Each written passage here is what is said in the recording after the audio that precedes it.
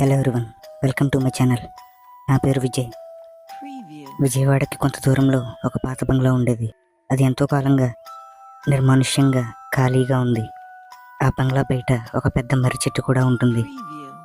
రోజు రాత్రి వేళ సమయంలో ఆ బంగ్లాలో నుంచి ఎవరో ఏడుస్తున్న శబ్దాలు వినిపిస్తూ ఉంటాయి. ఇంకా ఆ బంగ్లా బయట కుక్కల అరుపులు, నక్కల ఏడుపులు కూడా వినిపిస్తూ ఉంటాయి.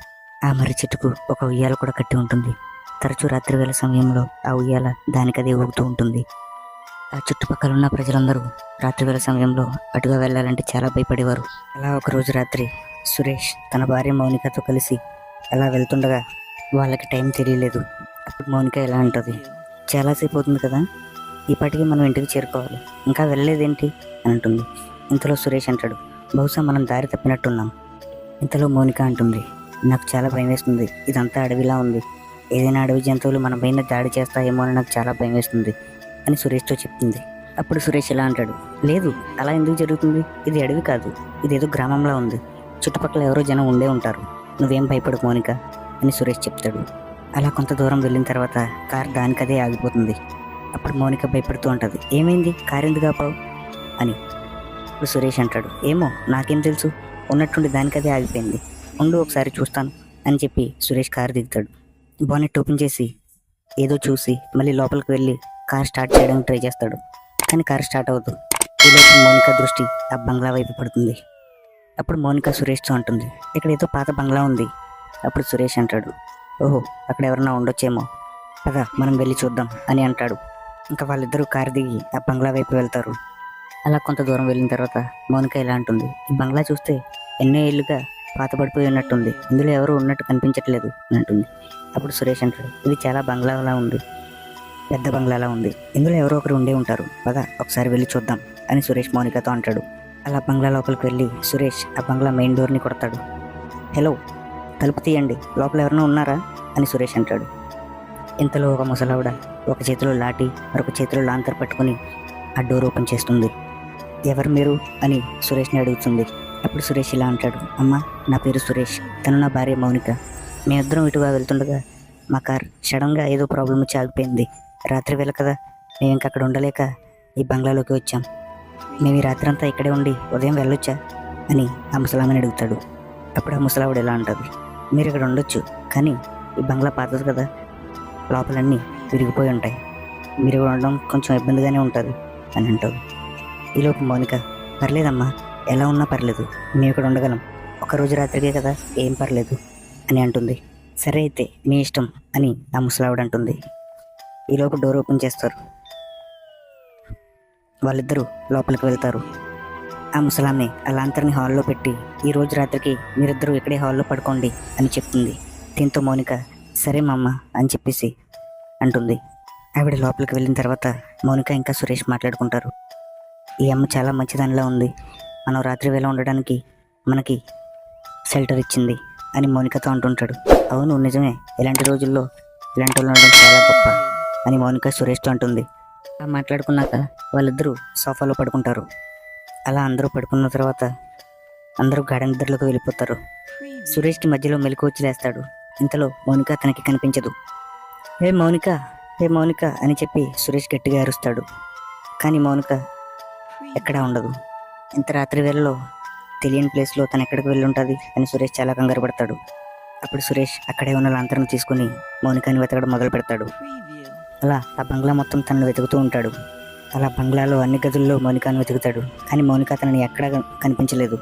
అప్పుడే సురేష్ కిటికీలోంచి బయటకు చూస్తాడు. మౌనిక ఆ మర్రి చెట్టుకు ఉన్న ఉయ్యాలకి ఊగుతూ ఉంటుంది. సురేష్ పరిగెట్టుకుంటూ ఆ బంగ్లా నుంచి బయటకు వచ్చి ఆ మర్రి చెట్టు దగ్గర ఆగుతాడు. ఆ మర్రి చెట్టు దగ్గరికి వచ్చి చూసేసరికి మౌనిక ఉయ్యాలు ఊతూ ఎవరితోటో మాట్లాడుతూ ఉంటుంది. కానీ అక్కడ ఎవరు ఉండరు. మౌనిక, నువ్వు ఇక్కడేం చేస్తున్నావు అని సురేష్ అడుగుతాడు. ఏమండి, ఈ ఆంటీ నన్ను ఇక్కడికి తీసుకొచ్చారు అని చెప్పి సురేష్ చెప్తుంది. ఏ ఆంటీ, అక్కడ ఎవరు లేరు కదా అని సురేష్ అంటాడు. అంతలో సురేష్ మౌనికని చూస్తుండగానే ఆ ఉయ్యాల్లోంచి మౌనిక గాల్లో ఎగురుతూ ఉంటుంది. ఇంతలో సురేష్కి చాలా కంగారు వస్తుంది. ఏమైంది మౌనికకి, ఎందుకు ఎలా ప్రవర్తిస్తుంది అని తనలో తానే అనుకుంటాడు. ఇంతలో మౌనిక అక్కడి నుంచి ఎగురుకుంటూ చాలా దూరంగా వెళ్ళిపోతుంది. సురేష్ ఆ మౌనిక వెనకాలే పరిగెడుతూ వెళ్తాడు.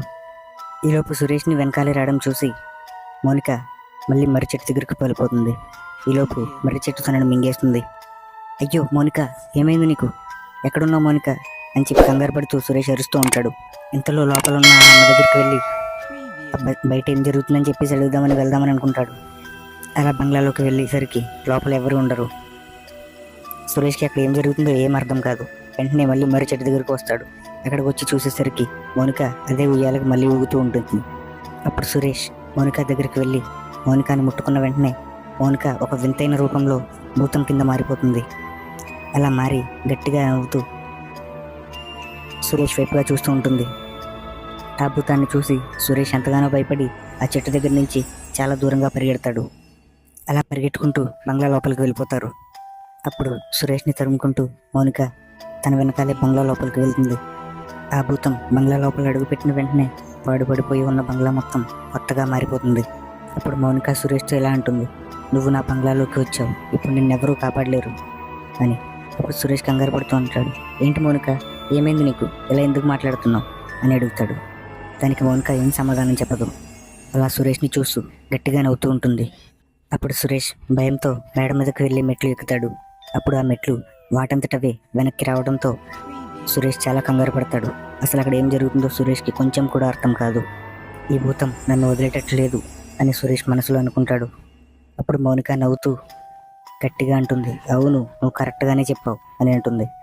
ఇంతలో సురేష్ మెట్లు ఎక్కుతూ ఉండగా ఆ భూతం వచ్చి సురేష్ని గట్టిగా వెనక్కి తోసేస్తుంది. అప్పుడు ఆ భూతం గట్టిగా నవ్వుకుంటూ 1 నుంచి 2, 2 నుంచి 6, 6 నుంచి 10 అలా చాలా భూతాలుగా మారుతుంది. ఆ భూతాలన్నీ కలిసి గట్టిగా నవ్వడంతో సురేష్కి చాలా భయం వేస్తుంది. ఆ భయంతో సురేష్ మొత్తం వణికిపోతాడు. ఇంతలో ఒక భూతం వచ్చి సురేష్ మీద దాడి చేస్తుంది. ఇంతలో సురేష్ ఆ భూతం నుంచి తప్పించుకుని పారిపోవడానికి ప్రయత్నిస్తాడు. అలా పారిపోయి మెయిన్ డోర్ దగ్గరికి వచ్చేసరికి ఆ మెయిన్ డోర్ క్లోజ్ అయిపోయి ఉంటుంది. ఇంకా సురేష్ గట్టిగా అరుస్తాడు. అక్కడే ఉన్న కిటికీలోంచి సురేష్ బయటకు దూకి పారిపోనికి ప్రయత్నిస్తాడు. ఇంతలో సురేష్ కాలుకి ఏదో తగిలి ముందుకు పడిపోతాడు. వెనక తిరిగి చూసేసరికి ఆ దయ్యం సురేష్ వెనకాలే ఉంటుంది. ఆ భూతం రణ్వీర్ మీద మళ్ళీ దాడి చేస్తుంది. అటు ఇటు పడేస్తూ ఉంటుంది సురేష్ని. ఇంతలో సురేష్ అక్కడే తడుముతూ ఉండగా సురేష్ చేతికి ఒక లాంతరు దొరుకుతుంది. ఇంతలో సురేష్ ఆ లాంతర్ని పగలగొట్టి ఆ భూతాన్ని ఆ నిప్పుతో అంటించేస్తాడు. ఇంతలో ఆ భూతం ఆ అగ్గిలో కాలిపోతూ గట్టిగా ఏడుస్తూ ఉంటుంది. ఆ భూతంతో పాటుగానే ఆ బంగ్లా కూడా మొత్తం కాలిపోతుంది. ఆ భూతంతో ధైర్యంగా పోరాడి సురేష్ అక్కడి నుంచి తప్పించుకుని బయటకు వస్తాడు. రణ్వీర్ సురేష్ తన ప్రాణాలను కాపాడుకుని ఎలాగో కారు దగ్గరికి వెళ్తాడు. కానీ తన మనసంతా మౌనిక మీదే ఉంటుంది. సురేష్ అలా కారులో కూర్చొని మౌనిక గురించి ఏడుస్తూ ఉంటాడు. అలా ఏడుస్తూ బంగ్లా వైపు చూస్తాడు. మళ్ళీ వాళ్ళు మొదట ఎలా అయితే చూసారో బంగ్లాని అలాగే మారిపోతుంది ఆ బంగ్లా. ఇంతలో మౌనిక అక్కడే ఉన్న మర్రి చెట్టు దగ్గర నుంచి పరిగెట్టుకుంటూ వస్తుంది. సురేష్ సురేష్ నన్ను కాపాడు అంటూ వస్తుంది. ఇంతలో సురేష్ కారు దిగి మౌనిక దగ్గరికి పరిగెడతాడు. ఏమైంది మౌనిక, ఎక్కడికి వెళ్ళిపోయావు నువ్వు, ఎందుకు ఇలా తయారయ్యావు, అసలు ఏం జరిగింది నీకు, ఆ మర్రి చెట్టు దగ్గరికి ఎందుకు వెళ్ళావు అని అడుగుతాడు. ఏమో సురేష్, నాకేం తెలియదు, ఏం జరిగిందో నాకేం గుర్తులేదు, నేను ఎక్కడికి వెళ్ళానో నాకేం అర్థం కాలేదు అని చెప్పి మౌనిక సురేష్కి చెప్తుంది. అప్పుడు సురేష్ మౌనిక దగ్గరికి పరిగెట్టుకుంటూ వెళ్ళి తనని హత్తుకుంటాడు. అప్పుడు మౌనిక అంటుంది, సురేష్ ఆ చెట్టు నన్ను చాలా గట్టిగా నొక్కేసింది, నాకు అస్సలు ఊపిరాడలేదు, నాకెంతో భయం వేసింది అంటాడు. ఇంతలో సురేష్ ఆ భగవంతుని కోరుకుంటాడు. థ్యాంక్ యూ దేవుడా, నా మౌనికాన్ని మళ్ళీ నాకు తిరిగి ఇచ్చినందుకు నీకు చాలా ధన్యవాదాలు అని దేవుణ్ణి కోరుకుంటాడు. సురేష్ ఎంతో ధైర్యం చేసి ఆ భూతాన్ని ఎదుర్కోవడంతో వాళ్ళిద్దరూ ప్రాణాలతో బయటపడ్డారు. అలా కాసేపటికి బయటకు వచ్చి కారు స్టార్ట్ చేసిన తర్వాత కారు స్టార్ట్ అయింది. ఇంకా వాళ్ళిద్దరూ అక్కడి నుంచి వెళ్ళిపోయారు. Girl about a 10. I should fuck her in the